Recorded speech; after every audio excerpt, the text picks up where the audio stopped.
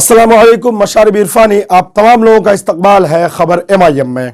दोस्तों, बात करेंगे MIM के इकलौते विधायक और बिहार के सदर जनाब अख्तरुल इमान साहब कल सरकार की हिमायत में जो बयान दिए, यानी फ्लोट टेस्ट में जो सरकार में शामिल होने की बात की। उन्होंने मुखालिफत तो की, लेकिन कहा कि इससे मेरा मकसद सरकार को नीचा दिखाना या सरकार का मुखालिफत करना नहीं है, बल्कि हम सरकार की हिमायत करते हैं। दरअसल बात यह है कि एनडीए की सरकार गिरने के बाद कल महागठबंधन की सरकार का फ्लोट टेस्ट था। फ्लोट टेस्ट में पूर्ण बहुमत से महागठबंधन की सरकार बन गई है। इसको विस्तार से बताएंगे कि कौन पार्टी कितनी सीटों के साथ महागठबंधन को समर्थन दिए सरकार में शामिल हुई है।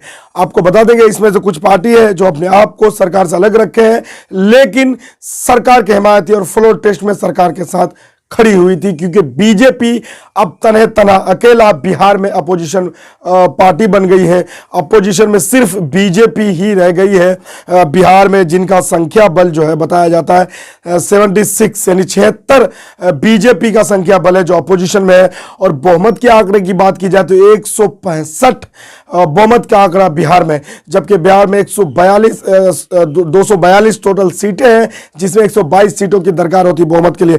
अब बता दें पहले कि महागठबंधन की सरकार में कितने और पार्टियां कितनी सीटों के साथ शामिल हुई है, और फिर बताएंगे आपको कि MIM के बिहार के प्रदेश अध्यक्ष जनाब अख्तरुल इमान साहब सरकार में शामिल होती 3 बड़ी मांगे सरकार से रख दी है। आपको चलिए पहले टोटल बताते हैं। 243 से 242 सीटें, अपोजिशन के पास 165 और सरकार के पास अपोजिशन के पास 76 और सरकार के पास 165। आरजेडी के पास 79 यानी 79 सीटें मौजूद, जेडीयू के पास 45 सीटें, उसके बाद इंडियन नेशनल कांग्रेस यानी कांग्रेस के पास 19 सीटें, CPI-ML के पास 12 सीटें, HAM यानी हम के पास 4 सीटें, CPI के पास 2 सीटें, CPI-M के पास 2 सीटें, AIMIM के पास 1 सीट, AIND यानी निर्दलीय के पास 1 सीट, टोटल 165 सीट, जो कि बहुमत के आंकड़े से बहुत ज्यादा बिहार सरकार में बनी है सरकार। अब दोस्तों बात कर ले, कल जब फ्लोर टेस्ट में जो पार्टी लीडर्स है उनको बोलने की इजाजत दी गई है। सारे पार्टी लीडर्स अपने बात अपने अंदाज में रखे।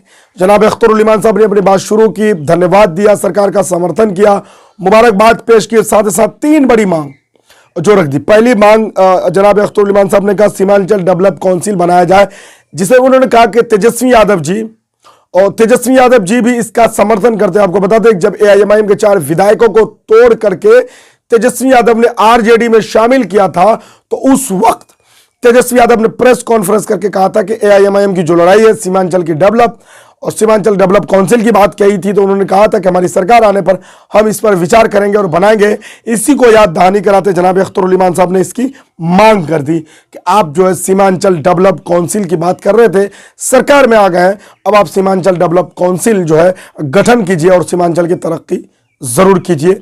और उसके बाद जनाब अख्तरुल इमान साहब ने मांग की मुस्लिम डिप्टी CM।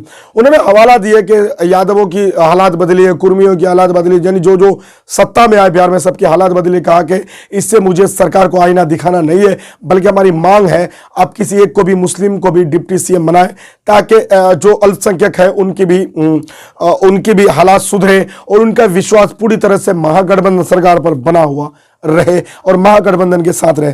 तीसरी मांग सैलाब और नदी कटाव, यानी सीमांचल जो है वो नदियों के घेरों में आता है, चारों तरफ से नदियां बहती है, तो इसको लेकर के जनाब अख्तरुल इमान साहब ने कहा कि सीमांचल में जो नदी कटाव, सैलाब ज़दा, सुखाड़ इलाका, इन सारे समस्याओं को महागठबंधन की सरकार माने नीतीश कुमार जी और जो मंत्रीगण है या तेजस्वी यादव जी इसको देखेंगे।